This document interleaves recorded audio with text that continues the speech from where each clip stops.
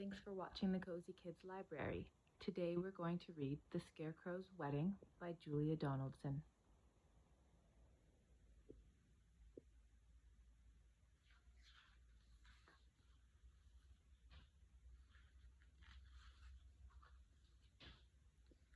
Betty O'Barley and Harry O'Hay were scarecrows. They scared lots of crows every day. Harry loved Betty and Betty loved Harry.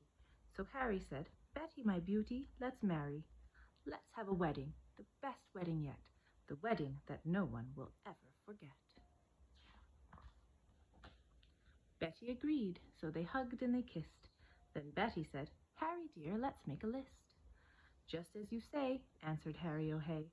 So they wrote down the things they would need on the day: a dress of white feathers, a necklace of shells, lots of pink flowers, 2 rings, and some bells.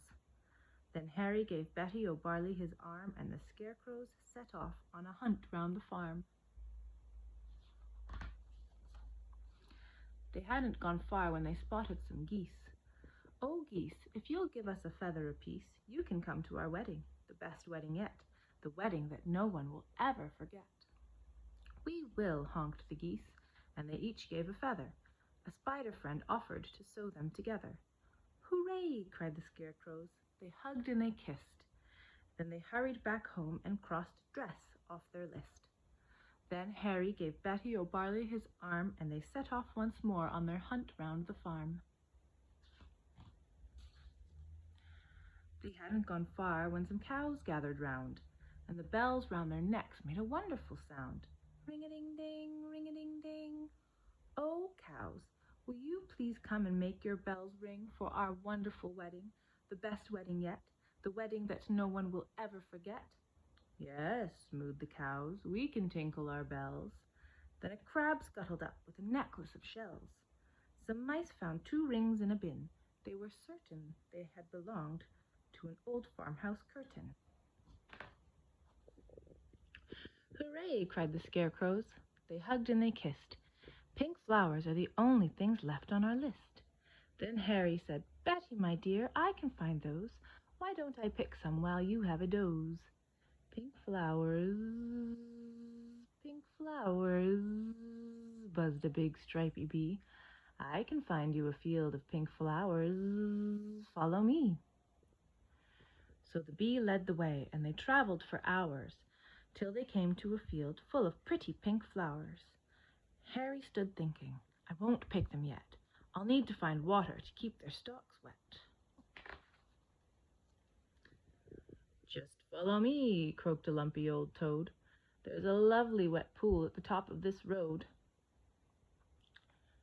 They climbed up the road. It was terribly steep. "I'm tired," said the toad, so they stopped for a sleep. Early next morning they came to a pool. "This water," said Harry, "is beautifully cool.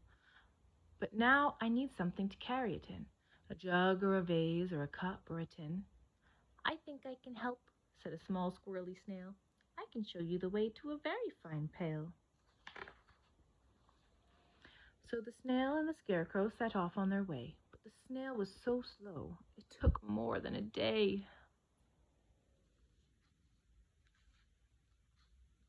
Betty was worried. "What's happened to Harry? Where is the scarecrow I'm planning to marry?" The farmer came by with a frown on his face, and he made a new scarecrow to take Harry's place. "Good day," said the scarecrow. "I'm Reginald Rake." He took Betty's hand and he gave it a shake.